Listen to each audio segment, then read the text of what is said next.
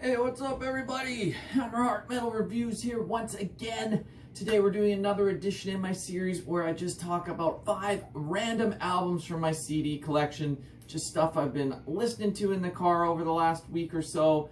Random albums, not really any rhyme or reason. I try to switch up the genres in these videos. I think this is volume 8 now. Yeah, it's August, so volume 8. I've been doing like one of these a month.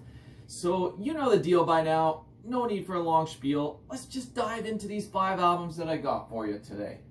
So to kick it off, we are going to go with some Canadian content with one of my favorite Canadian bands ever, and that is Woods of Ypres, here with their second album, Pursuit of the Sun and Allure of the Earth.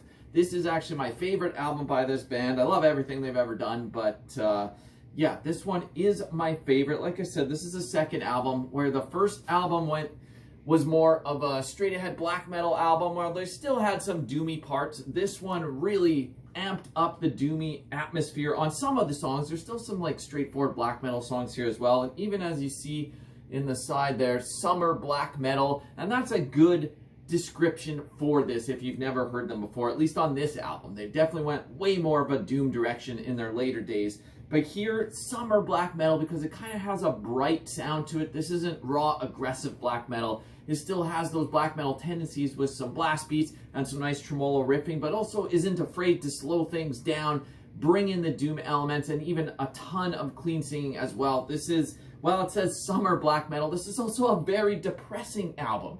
When you got songs like Allure of the Earth or The Ghost of Summers Past. Those are a couple of my favorite tracks on here, and those aren't really black metal songs at all. Those are just really depressive, doomy songs with gorgeous guitar work and just beautiful singing, and it's gonna bring your spirit down, but then you've got other stuff to amp up the mood, amp up the speed as well. One of my favorite tracks on here as well is the outro, The End of August, just that opening drum beat, and just the entire song. Every time it's August, as it is right now, I always go back and listen to that song. That's kind of why I busted this CD out for this week for in the car, because I'm like, well, it's not the end of August yet, but it's August. I want to listen to Woods of Ypres, and I want to listen to this goddamn album because it's fucking great.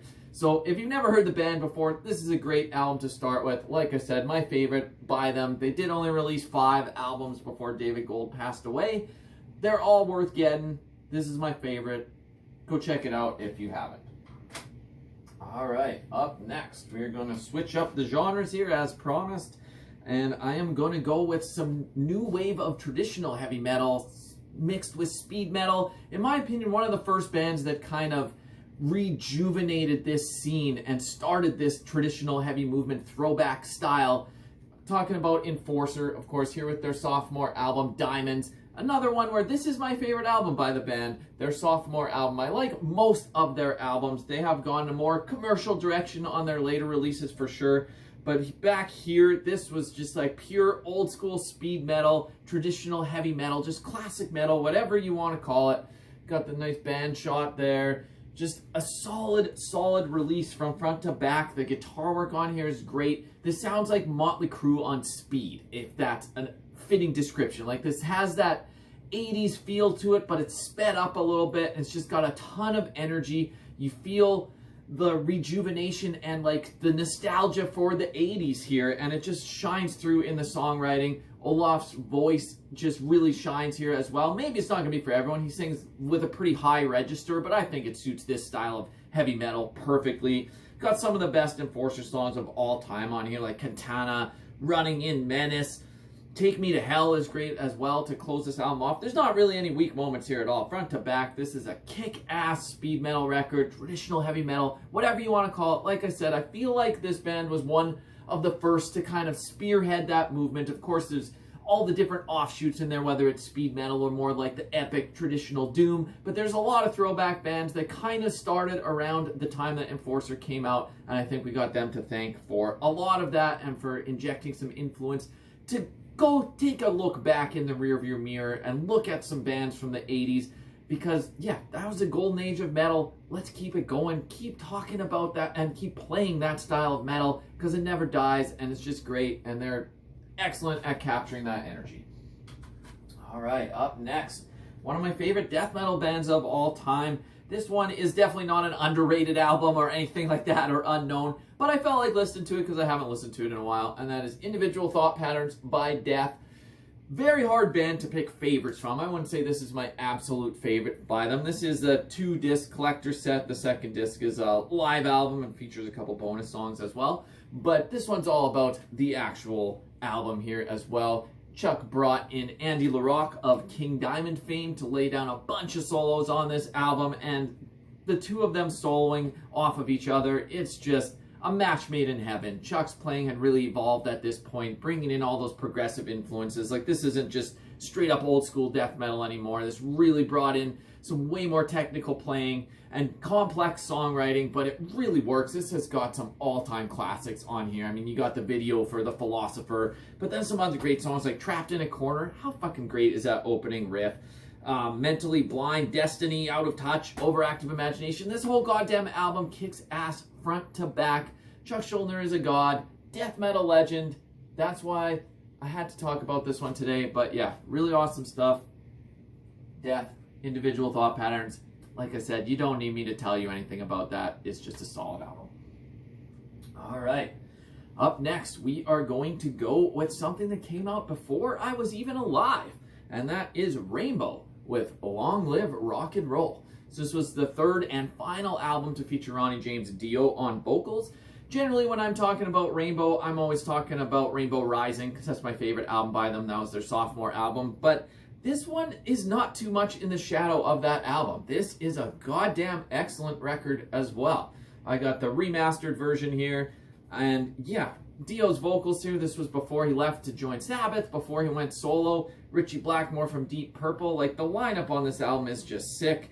And the songs on here, yeah, maybe there's not a Stargazer on this album, but you still got a song like Gates of Babylon. Come on, that's a fucking amazing song. Kill the King, Rainbow Eyes, a beautiful little ballad to end it, and even just the title track, Long Live Rock and Roll, very straightforward rocker to begin the album. But like, all in all, yes, I think Rising is slightly better than this album, but it's not by much. This is a fucking great record. If you've never heard Rainbow, I don't know how that's possible, but if you haven't, because, I mean, they're around in the 70s, so maybe if you're not as old as me, I mean, this was before I was born, so never mind not as old as me, but I don't even know what I'm talking about anymore. I'm getting sidetracked, but if you're unfamiliar with the early works of Ronnie James Dio and Richie Blackmore, do yourself a favor and go check out those first 3 Rainbow records.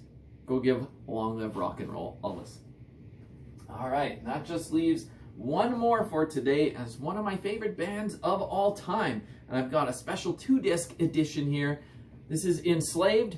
This is Vikingligr Veldi, but a 2-disc edition that also features Hordanes Land, their first EP. So I absolutely cherish this because Hordanes Land is possibly one of my favorite black metal EPs ever released. So to have that and Vikingligr Veldi on the same little package here, it's just amazing. Show you the back there.